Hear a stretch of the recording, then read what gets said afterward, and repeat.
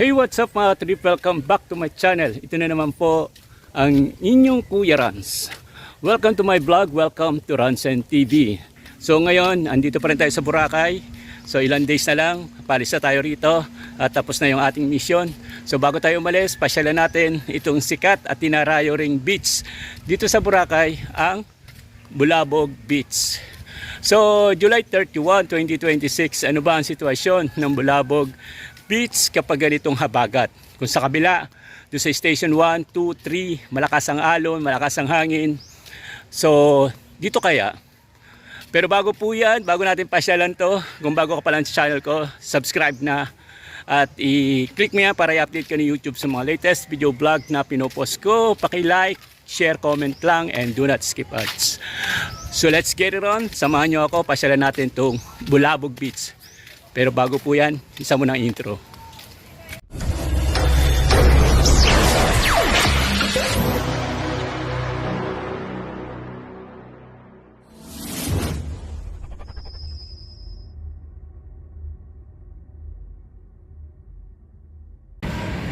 Hey, what's up mga trip? Pasyalan natin itong Bulabog Beach. Isa rin to sa mga dinarayo ng mga turista. So, sa banda roon, kasi sa banda rito ay ang Boracay Beach sa station 1, 2, 3. So ngayon puntahan natin itong Bulabog Beach. So isa rin to sa popular dito sa Boracay. Let's go mga katrip.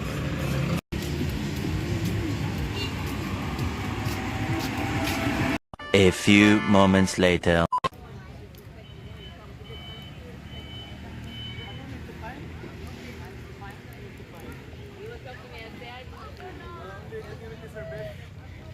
So mga trip dito, mapapansin natin walang alon at walang masyadong malakas na hangin kumpara doon sa station 3, station 2 sa may beach. Beach din to, very popular itong Bulabog. Pero ngayon ko lang napansin, ang daming mga boats. Siguro dito sila dumadaong dahil nga habagat sa kabila. So dito medyo parang amihan ang dating.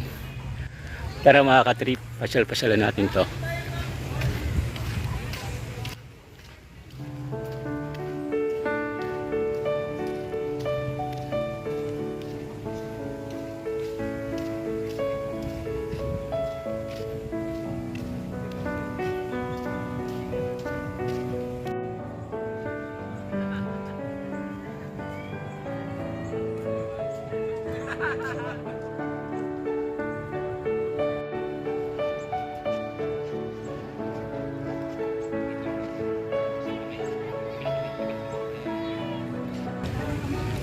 Very popular itong coconut na to.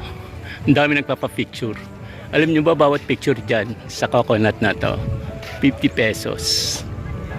It is ang ganda naman, Instagrammable.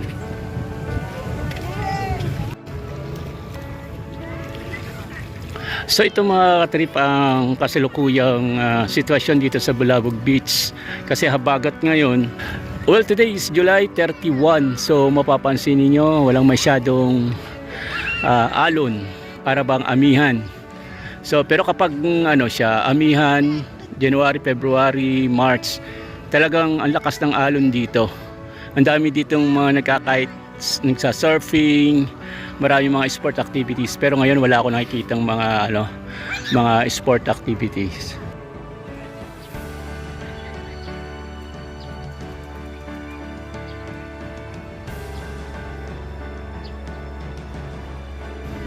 So ito pala yung Stone Hotel. Maraming mga hotel din dito sa gilid ng beach ng Bulabog. So dito ka makakakita ng medyo peace at tahimik.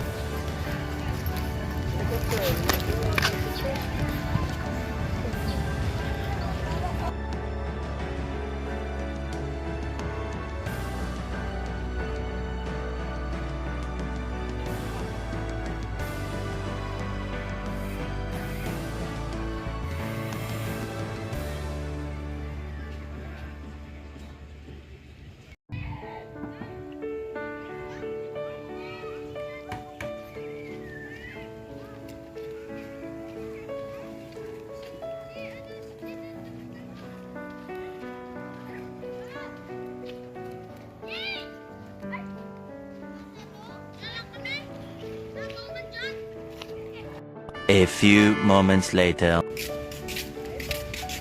So yung mga katrip, nakita ko rin itong hotel na to. Ito yung hinahanap ko rito sa Boracay. Nandito lang pala to sa Bulabog. Ito ang Aqua Boracay. So, ganda oh. Ito pala yun.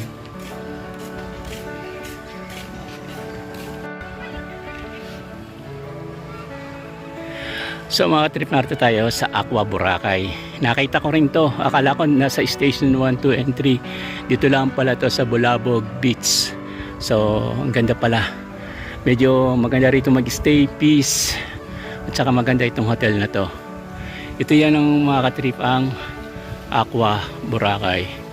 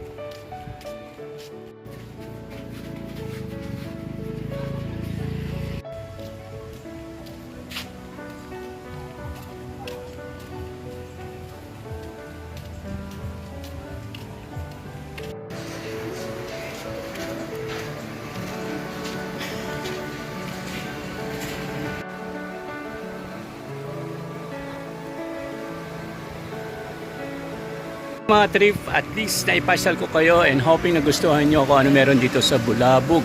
And until next vlog mga katrip, God bless.